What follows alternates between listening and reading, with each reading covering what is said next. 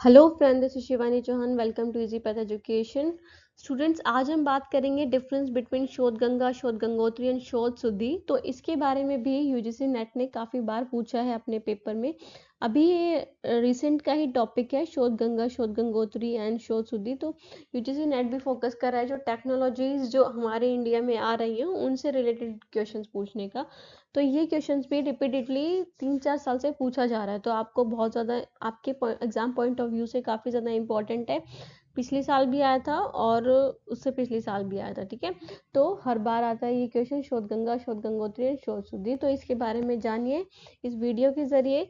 And तक बने रहिएगा और पूरी इंफॉर्मेशन लेके जाइएगा इससे रिलेटेड, ताकि आप एग्जाम में कंफ्यूज ना हो। सो स्टूडेंट, स्टार्ट करते हैं।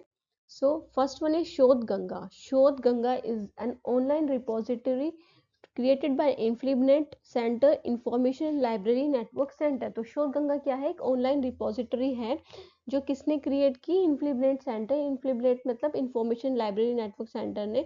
तो ऑनलाइन रिपोजिटरी मतलब कि इधर आपको ऑनलाइन डेटा मिलता है राइटिंग में, जहाँ पे जो कलेक्टेड फॉर्म में जो डेटा होता है ये शोध गंगा में रखा जाता है। So this is to collect, preserve and disseminate the electronical version of thesis and dissertation submitted by PhD scholar in Indian universities।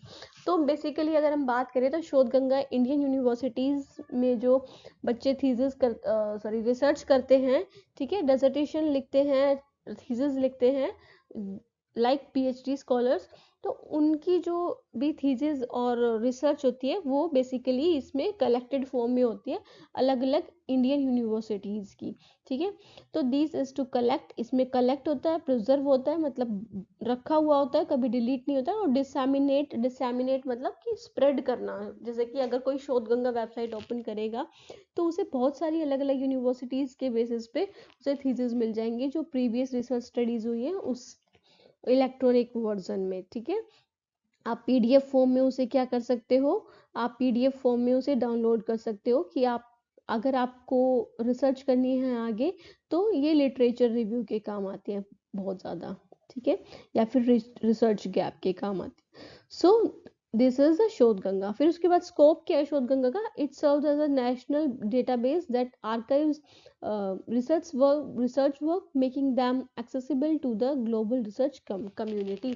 तो ये जो शोध गंगा है ये एक नेशनल डेटाबेस की तरह काम करती है। डेटाबेस बेसिकली क्या होता है? जहाँ पे आप स्टोर कर सकते हो डेटा बहुत सारा जो आपके काम का है, ठीक है, उसको आप स्टोर करके रख सकते हो, और जब भी आपको यूजफुल लगे, जब भी आपको उसका उसका काम हो तो आप उसे ओपन करके देख सकते हो। तो ये एक नेशनल डेटाबेस सॉफ्टवेयर है, या फिर आप बोल सकते हो नेशनल डेटाबेस ऑनलाइन रिपोजिटरी है, जिसमें आप अपने रिसर्च वर्क को क्या कर सकते हो? आर्काइव्स कर सकते हो, मतलब रख सकते हो, ठीक है। Making them accessible to the global research community. तो जो भी रिसर्च में आगे बढ़ना चाहते हैं उनके लिए ये एक्सेसिबल हो जब भी उन्हें चाहिए हो। उसके बाद it contain thesis and dissertation from multiple discipline across Indian institution. तो इसमें क्या क्या चीज़ें होती हैं? थीसिस और डिसर्टेशन होते हैं। आप थीसिस एंड डिसर्टेशन के अगर डिफरेंस जानना चाहते हो तो आप मुझे कमेंट कर देना, मैं उस पर एक शॉर्ट वीडियो या फिर एक शॉर्ट ये जो होता है ना शॉर्ट्स, वो बना सकती हूँ, ठीक है। तो थीसिस एंड डिसर्टेशन कंटेन होती है, इसमें रखी हुई होती है, और अलग अलग डिसिप्लिन से, मतलब अलग अलग सब्जेक्ट से, फॉर एग्जांपल फिलोसफी से, ह्यूमैनिटीज से, like social science subject, sociology से, ठीक है, एजुकेशन से, केमिस्ट्री से, फिजिक्स से, बायो से, तो अलग अलग डिसिप्लिन की क्या होती है? थीसिस और डेजर्टेशन इसमें रखी हुई होती है, किसमें? शोध गंगा में। सो नेक्स्ट वन इज शोध गंगा का एक्सेस कौन कौन ले सकता है? द कंटेंट ऑन शोध गंगा इज फ्रीली अवेलेबल। तो सबके लिए फ्रीली अवेलेबल है, कोई भी उसको एक्सेस कर सकता है। To the public for access and download भी कर सकते हैं। Making research available for wider dissemination, ताकि और लोगों तक उसे स्प्रेड कर सके। हम जो भी रिसर्च हमारी कंट्री में हुई है, हमारी कंट्री के हित के लिए हुई है, वो सब देख सके, ठीक है, फर्दर रिसर्च करने के लिए भी काम आते हैं। फिर उसके बाद ऑडियंस, ऑडियंस कौन होती है? तो कौन कौन इसे देखता है? मतलब primarily used by researchers use करते हैं, स्कॉलर्स यूज करते हैं, ठीक है, जिनको डिग्री मिल चुकी है वो रिसर्चर्स हो गए ना, और मिल रही है वो भी रिसर्चर है एक तरह से, और स्कॉलर्स जो अभी पीएचडी में हैं। उसके बाद एकेडमिक इंस्टीट्यूशंस भी इसको यूज़ कर सकते हैं, अगर उन्हें फॉर एग्जांपल उन्हें किसी रिसर्च का अगर टॉपिक देना है तो वो एकेडमिक इंस्टीट्यूशंस जो होते हैं वो भी यूज़ कर सकते हैं कि ये देखने के लिए कि कोई पहले ऐसी कोई रिसर्च हुई है या नहीं हुई, to share and access research work. ठीक है, शेयर करने के लिए और ताकि सबको वो रिसर्च वर्क जो हुई है पहले उसको उसको एक्सेस लेने के लिए। Is it clear? So next one is शोध शुद्धि। तो इतना समझ का क्या होता है, उसके बाद आता है शोध शुद्धि। शोध शुद्धि जैसे शुद्धि वर्ड क्या होता है, शुद्धि, शुद्धि इज लाइक द जो भी जो भी क्या बोलते हैं मिस्टेक्स होती हैं आपकी, है ना, उसको हटा देना, तो शुद्ध हो जाना एक तरह से। तो शोध शुद्धि is an online portal introduced by university grant commission for the pre submission process of PhD thesis in India. तो एक ऑनलाइन पोर्टल है ये भी, ये किसने इंट्रोड्यूस किया था, यूजीसी ने, फॉर द प्री सबमिशन। जैसे कि पहले जब सबमिशन होता है पीएचडी जो थीसिस बनाते हैं रिसर्चर्स या रिसर्च स्कॉलर्स, तो वो क्या करते हैं, सबमिशन होने से पहले, उसको क्वालिफाई करने से पहले पहले प्री सबमिशन होता है।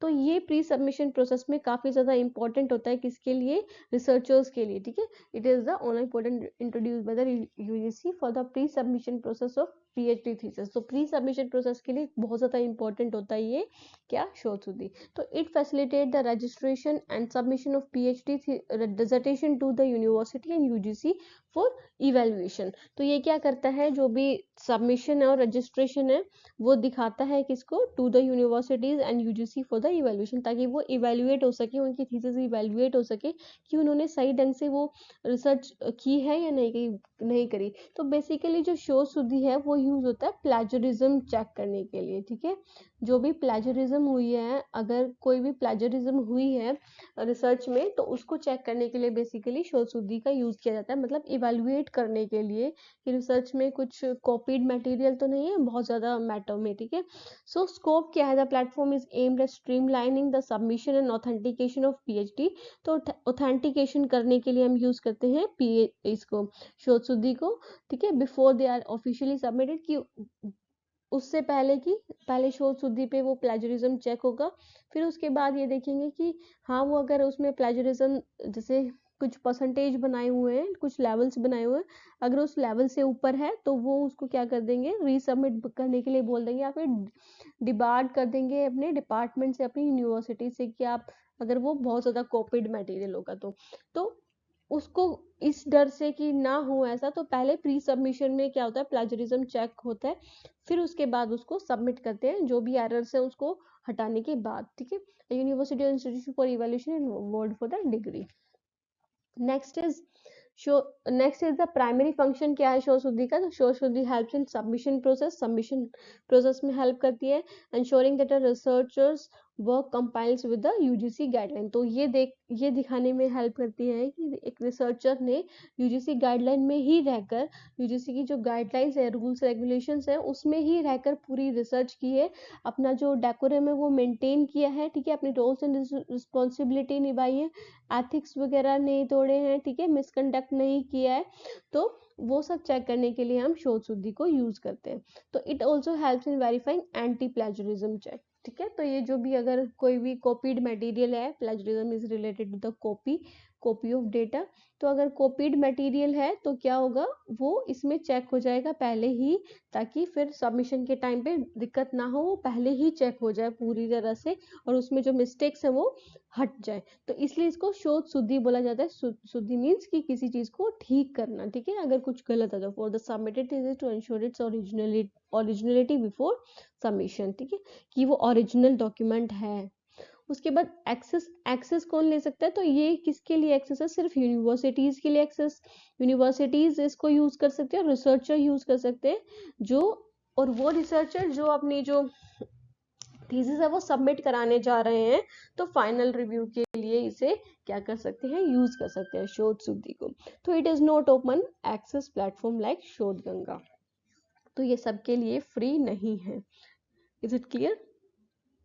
नेक्स्ट इज, तो ऑडियंस कौन कौन है इसकी, ऑडियंस अगर कौन यूज कर सकता है इसे, रिसर्चर यूज कर सकते हैं, और जो इंस्टीट्यूशन है वो यूज कर सकते हैं। तो ऑडियंस कौन होगी, तो रिसर्चर्स होंगे जो अपनी पीएचडी को सबमिट कराने वाले हैं, इवैल्यूएशन कराने के लिए जा रहे हैं, और एकेडमिक इंस्टीट्यूशन जो उसको मैनेज करेंगे उस सबमिशन प्रोसेस को। क्लियर? सो नेक्स्ट इज शोध गंगोत्री, शोध Gangotri is the, what is शोध गंगोत्री? शोध गंगोत्री इज अ प्लेटफॉर्म, जैसे कि हमने पढ़ा था इससे पहले शोध गंगा, है ना, शोध गंगा पढ़ा था, फिर हमने पढ़ा शोध शुद्धि। शुद्धि तो पता चल गया आपको कि जो भी मिस्टेक्स हैं उसको चेक करने के लिए, मतलब प्लेजरिज्म चेक करने के लिए।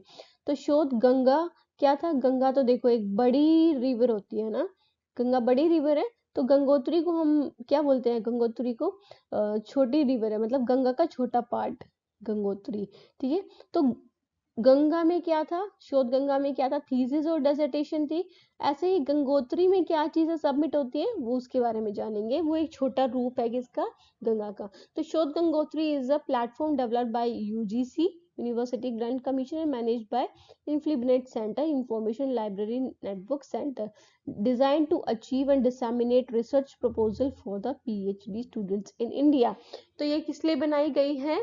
कि जो भी रिसर्च प्रपोजल्स हैं, रिसर्च प्रपोजल मतलब सिनॉप्सिस, ठीक है, जिन्हें आप सिनॉप्सिस भी बोलते हो, जो आपकी पीएचडी सब रिसर्च में आने से पहले जो की जाती है वो होंगी आपकी सिनॉप्सिस, कि आपको किस चीज पर रिसर्च करनी है।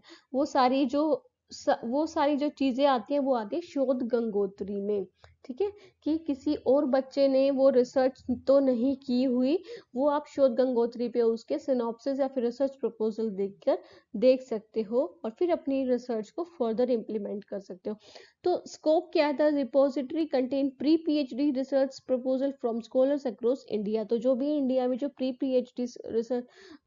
पीएचडी में जो रिसर्च प्रपोजल देते हैं, मतलब अपनी सिनॉप्सिस देते हैं, वो क्या होती है? इसमें कंटेन होती है, मतलब उसमें रखी होती है। रिपोजिटरी है मतलब एक डेटाबेस है जिसमें ये सारी जो प्री पीएचडी जो सिनॉप्सिस है वो रखी होती है। तो it specifically for new researcher, ये न्यू रिसर्चर के लिए है जिसको ये पता लगाना है कि उसको किस चीज पे रिसर्च करनी है, तो वो शोध गंगोत्री पे बेसिकली जा सकता है। Who are submitting their ideas and plans for PhD research, की वो अपने आइडियाज और प्लान्स को सबमिट करना चाहता है, तो वो देख सकता है कि किन किन चीजों पे रिसर्च हुई है, क्या कोई इन रिसर्च हुई है उसमें कोई रिसर्च गैप है या नहीं है, तो वो सारी चीजें उसमें मेंशन कर सकते हैं before they embark on their actual research work, ठीक है। तो ये सारी चीजें आती है शोध गंगोत्री में।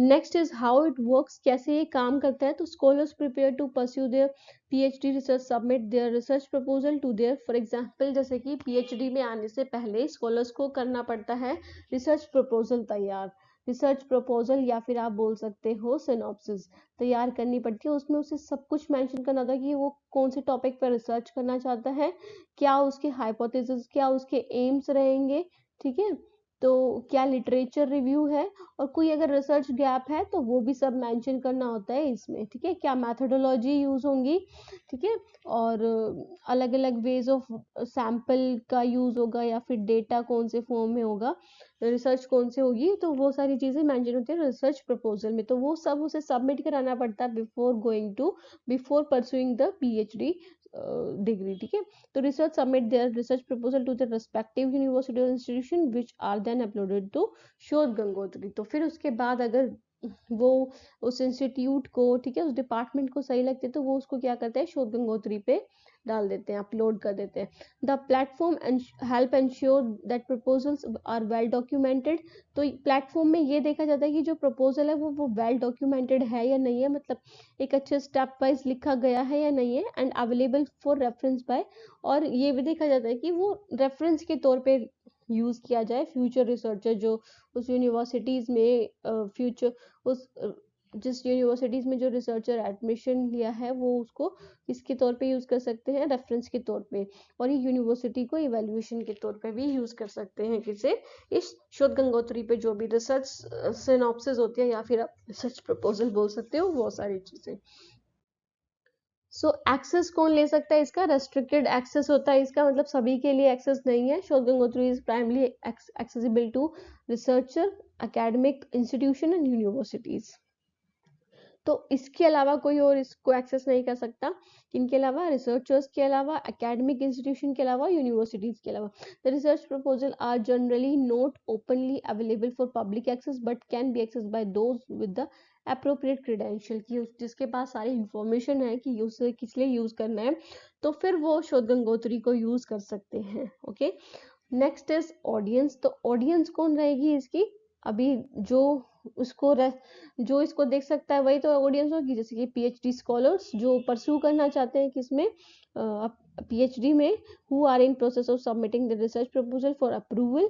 उसके बाद यूनिवर्सिटीज एंड एकेडमिक इंस्टीट्यूशंस भी इसकी ऑडियंस है। वो किस लिए यूज करते हैं? That are responsible for approving and supervising research proposal. जो रिसर्च प्रपोजल पीएचडी स्कॉलर्स बनाएंगे वो इनको अप्रूव कौन करेगा? Universities and academic institutions. उसके बाद रिसर्च सुपरवाइजर एंड मेंटर्स और सुपरवाइजर कौन होते हैं? जो पीएचडी रिसर्च स्कॉलर होता है, जो पीएचडी कर रहा होता है, उसको जो सुपरवाइज करते हैं, उसको जो हेल्प करते हैं कि आपको किस चीज में रिसर्च करनी है पूरे 5 साल या 3 साल, तो वो होते हैं रिसर्च मेंटर या supervisor. Who guide the PhD scholar in their research journey. तो उस रिसर्च जर्नी में जो गाइड करता है वो रिसर्च स्कॉलर। तो ये सारे कौन है? इनके ऑडियंस है जो यूज कर सकते हैं किसे? शोध गंगोत्री को। तो समझ में आया शोध गंगोत्री, शोध गंगा एंड शोध शुद्धि का डिफरेंस। 1 मिनट में से रब करके फिर उसके बाद एक छोटा सा ब्रीफ ले लेते हैं हम इसका। Just a minute.